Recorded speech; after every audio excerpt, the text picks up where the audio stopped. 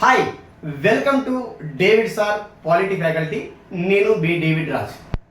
ఈ వీడియోలో మనము 22వ ఆర్టికల్కు సంబంధించినటువంటి ముఖ్యమైన ఉద్దేశాన్ని గురించి మనం స్టడీ చేస్తా ఉన్నాం.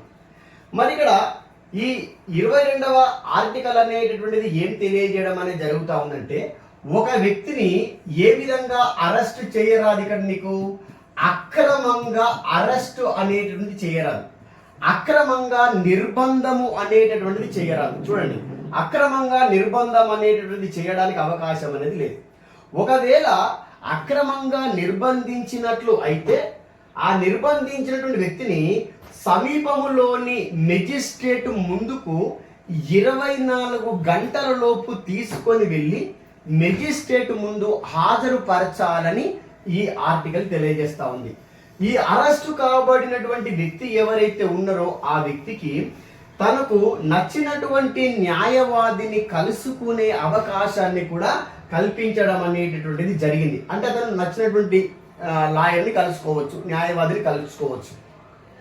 ద సేమ్ టైం ఇక్కడ మళ్ళా అదే ఆర్టికల్ ఏం చెప్తుందంటే, ఎందుకు అరెస్టు చేసినారో కారణాలను కూడా అడిగి తెలుసుకునే హక్కును కల్పించింది. చూడండి, నన్ను ఎందుకు అరెస్ట్ చేసినారు, నాకు కారణాలు చెప్పండి అని చెప్పేసి అరెస్ట్ కాబడినటువంటి వ్యక్తిని ఇక్కడ అరెస్ట్ కాబడినటువంటి వ్యక్తి అడుగుతా ఉన్నాడు. కాబట్టి ఈ ఆర్టికల్ గురించి కొంత అవగాహన ఉన్నట్లయితే మీకు ఎలాంటి ప్రశ్న వచ్చినా కూడా ఆన్సర్ చేయడానికి అవకాశం ఉంది. ఇక సింపుల్ అమ్మా, ఏం లేదు.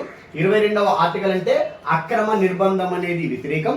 నిర్బంధిస్తే 24 గంటల లోపు సమీపంలో లాయర్ దగ్గరికి తీసుకెళ్లాలా, అతన్ని లాయర్ని కలుసుకోవడానికి అవకాశం కల్పించాలా, ఎందుకు అరెస్ట్ చేసిరు అన్నటువంటి విషయాన్ని అతనికి తెలియచేయాలి. My dear students, David sir quality classes అనే యాప్ని డౌన్లోడ్ చేసుకోండి, క్లాసెస్ వినండి, ఉద్యోగాలు పొందండి.